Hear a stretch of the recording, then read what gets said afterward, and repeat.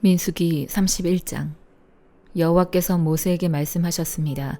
이스라엘 자손들을 위해 미디안 사람들에게 복수하여라. 그 후에 너는 네 조상들에게 돌아갈 것이다. 그러자 모세가 백성들에게 말했습니다.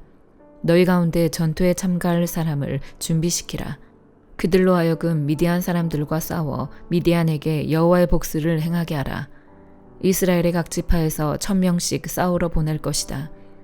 그리하여 각 지파마다 1000명씩 해서 총 12000명의 무장한 군사들이 이스라엘 군대에서 파견됐습니다. 이렇게 해서 모세는 각 지파마다 1000명씩을 싸우러 보냈습니다. 또한 그들과 함께 제사장 엘르아살의 아들 비느하스를 거룩한 물건들과 신호용 나팔을 들려 함께 보냈습니다.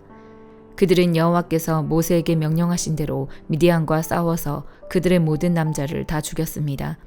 죽임을 당한 사람들 가운데는 미디안의 5 왕들인 에위, 레겜, 수르, 후르, 레바도 있었습니다. 그들은 또한 부올의 아들 발람을 칼로 죽였습니다. 이스라엘 사람들은 미디안의 여자들과 아이들을 사로잡았으며 미디안의 소떼와 양떼와 물건들을 모두 전리품으로 빼앗았습니다. 그들은 미디안 사람들이 살고 있던 모든 성들을 불태웠고 그들의 모든 진영도 불태웠습니다. 그들은 사람들과 가축들을 비롯한 모든 약탈물과 노략물을 취했습니다. 그리고 요단강 여리고 건너편 모압 평원의 진영에 있는 모세와 제사장 엘르아살과 모든 이스라엘 회중에게 포로들과 약탈물과 노략물을 가져갔습니다. 모세와 제사장 엘르아살과 회중의 모든 지도자들이 그들을 맞으러 진영 밖으로 나갔습니다. 모세는 싸움터에서 돌아온 군대의 지휘관들 곧 천부장들과 백부장들에게 화를 냈습니다. 모세가 그들에게 물었습니다. 어찌하여 너희가 여자들을 모두 살려두었느냐? 그 여자들은 부올 사건에서 발람의 말을 따라 이스라엘 백성들이 여호와를 거역하게 해 여호와의 회중에게 재앙을 내리게 한 바로 그 사람들이다. 그러므로 지금 당장 아이들 가운데 모든 소년들을 죽이라. 그리고 남자와 자서 남자를 아는 모든 여자들을 죽이라. 그러나 남자와 함께 잔 적이 없어서 남자를 모르는 여자아이들은 너희를 위해 살려주라. 너희는 7일 동안 진 밖에 있어야 한다.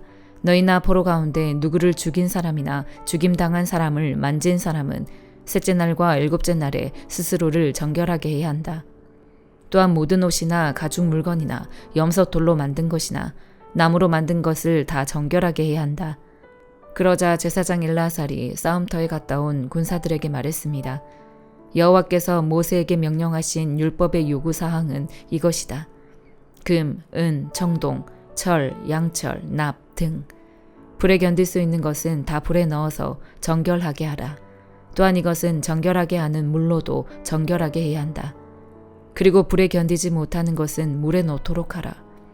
7째 날에는 너희 옷을 빨아서 스스로를 정결하게 하라. 그 후에야 너희가 진 안으로 들어올 수 있다.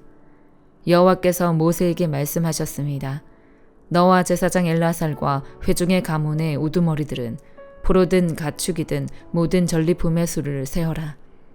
그리고 그 전리품을 전투에 참가했던 군사들과 나머지 회중에게 절반씩 나눠 주어라. 전투에 참가했던 군사들에게서 사람과 소와 나귀와 양의 500분의 1을 여호와의 몫으로 거두어라. 그들이 받은 절반에서 이것들을 거두어 제사장 엘르아살에게 주어 여호와께 드리는 예물이 되게 하여라. 그리고 이스라엘 자손들이 받은 절반 가운데서는 사람과 소와 나귀와 양과 기타 모든 짐승의 50분의 1을 거두어 여호와의 성막에서 직분을 행하고 있는 레위 사람들에게 주어라. 그래서 모세와 제사장 엘르아살이 여호와께서 모세에게 명하신 대로 했습니다. 군사들이 뺏은 것들 가운데 남은 전리품은 양이 67만 5천 마리, 소가 7만 2천 마리, 나귀가 6만 1천 마리였으며 남자와 잔적이 없어서 남자를 모르는 여자가 3만 2천 명이었습니다.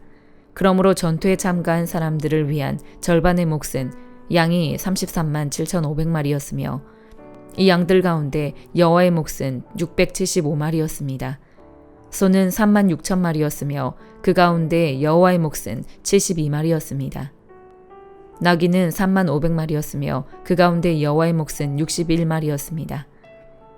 사람은 1만 6천 명이었으며 그 가운데 여호와의 몫은 32명이었습니다. 여호와께서 모세에게 명하신 대로 모세가 여호와께 예물로 바칠 몫을 제사장 엘르아살에게 주었습니다.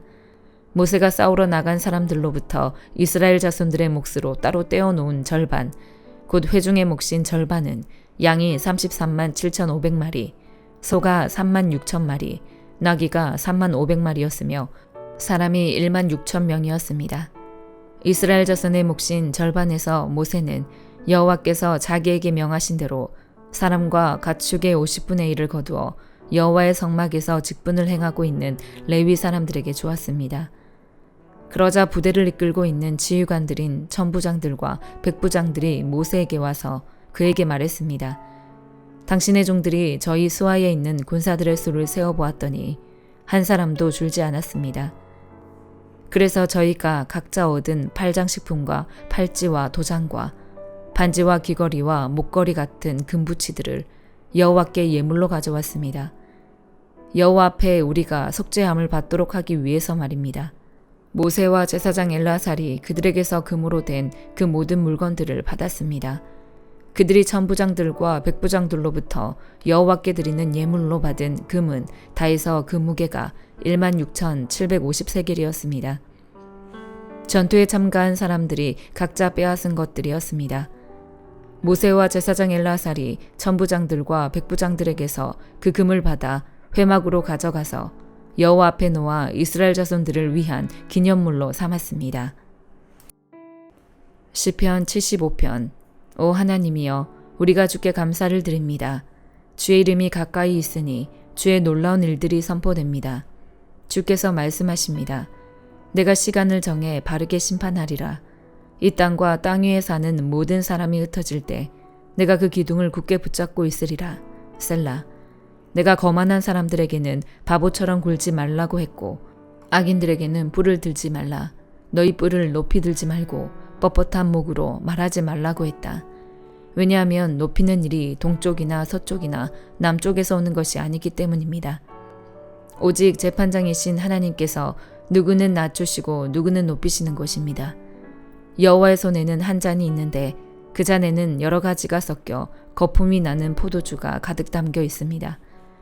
그분이 그 잔을 쏟아 부으시면 땅의 모든 악인들이 들이키고 들이켜 찢기까지 남김없이 마실 것입니다. 그러나 나는 영원히 선포할 것입니다. 야곱의 하나님을 찬양할 것입니다. 악인들의 뿔은 주께서 모두 꺾으실 것이나 의인들의 뿔은 높이 들릴 것입니다. 시편 76편. 유다에 하나님이 알려지셨고 이스라엘에서 그 이름이 위대합니다. 살렘에 그 장막이 있고 시온에 그분이 계시는 곳이 있습니다. 거기서 그분은 화살과 방패와 칼과 전쟁 무기를 다 부수셨습니다. 셀라. 주께서는 눈부시게 빛나고 사냥감이 있는 산들보다 뛰어나십니다. 용감한 사람들이 약탈을 당해 잠이 들었으니 용사들 가운데 그 누구도 손을 쓸 수가 없습니다. 오 야곱의 하나님이여, 주의 꾸지람에 말도 전차도 기절해버렸습니다. 경외할 분은 오직 하나님뿐이십니다. 주께서 한번 노하시면 누가 주 앞에 서겠습니까? 주께서 심판하시는 소리가 하늘에서 들려왔을 때 이 땅은 두려워 꼼짝도 하지 못했습니다. 하나님께서 심판하려고 일어나신 것은 이 땅의 모든 연약한 사람들을 구하시려는 것이었습니다. 셀라. 진실로 사람의 분노는 주께 찬송이 될 것이고 주의 진노에서 살아남은 사람들은 주께서 허리띠처럼 묶어버릴 것입니다. 여호와 너희 하나님께 서원하고 그 일들을 이루라. 주위의 모든 땅들은 두려워해야 할 그분께 예물을 드리라. 그분이 통치자들의 영을 잘라내실 것이니 세상의 왕들이 그분을 두려워할 것입니다. 이사야 23장. 두로에 내려진 판결이다. 다시스의 배들아 슬피 울라. 두로가 파멸돼서 들어갈 집도 없고 항구도 없다. 기띔 땅에서부터 이 소식이 그 배에 전해졌다. 잠잠하라. 선원들 덕분에 부자가 된 너희 섬 사람들아. 시돈의 상인들아. 시올의 곡식들 곧 나일강에서 추수한 것을 저 큰 강으로 수송해 두로가 국제시장이 됐다. 부끄럽구나 시도나. 바다 곧 바다의 요새가 이렇게 말했다. 나는 상고도 없었고 아기를 낳지도 않았다. 아들들을 키운 적도 없고 딸들을 기른 적도 없다. 두로가 망했다는 소식이 이집트에 전해지면 이집트도 그 소식을 듣고 기가 꺾일 것이다. 다시스로 건너가서 슬피 울라. 너희 섬 사람들아, 이것이 정말 너희가 기뻐하던 성읍이었느냐? 유구한 역사를 가진 성읍이었느냐? 그 백성들을 멀리까지 원정 보낸 성읍이었느냐? 누가 두로를 향해 이 일을 계획했느냐? 왕관을 씌우던 나라였고 그 상인들은 귀족들이었고 그 무역상들은 세상에서 유명했던 그 두로가 아니었는가? 이 일은 전능하신 여호와께서 계획하신 것이다. 온갖 영화를 누리면서 우쭐대던 교만한 사람을 낮추고 세상에서 유명하던 사람을 시시하게 만드시려고 계획하신 것이다. 다시스에 따라 나일강을 건너듯 땅이나 건너거라. 항구는 이제 없다.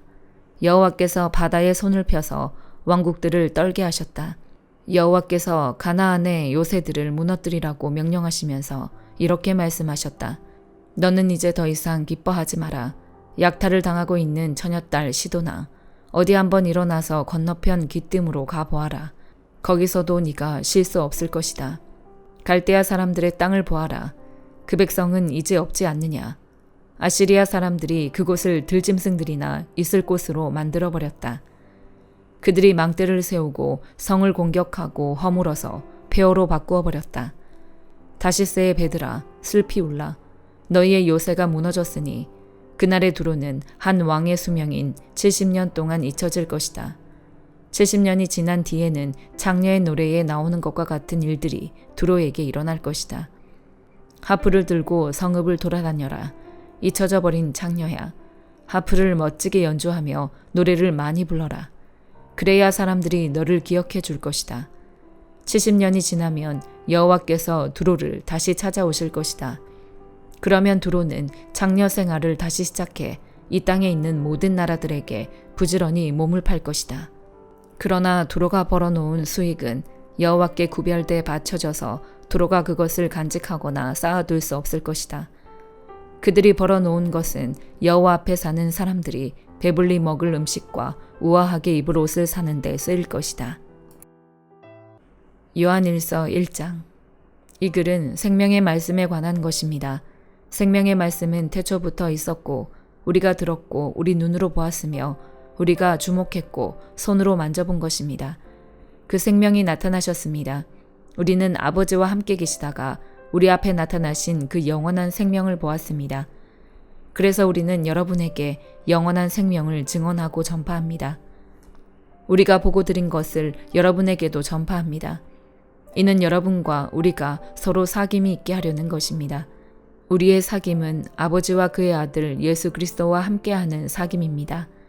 우리가 이 글을 쓰는 것은 우리 서로의 기쁨이 가득 차고 넘치게 하려는 것입니다. 우리가 그리스도에게서 듣고 여러분에게 전하는 소식은 이것입니다. 곧 하나님은 빛이시니 하나님 안에는 어둠이 전혀 없습니다.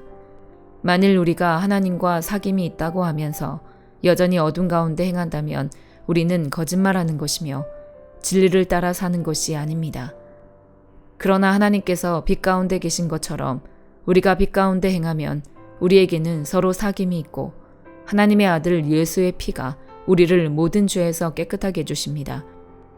만일 우리가 죄가 없다고 말한다면 우리는 자신을 속이는 것이며 진리가 우리 안에 없습니다. 만일 우리가 우리의 죄를 자백하면 하나님은 신실하고 의로우신 분이시므로 우리 죄를 용서하시고 모든 불의에서 우리를 깨끗하게 해주실 것입니다. 만일 우리가 죄를 짓지 않았다고 말한다면 우리는 하나님을 거짓말쟁이로 만드는 것이며 하나님의 말씀이 우리 안에 있지 않습니다. 아멘.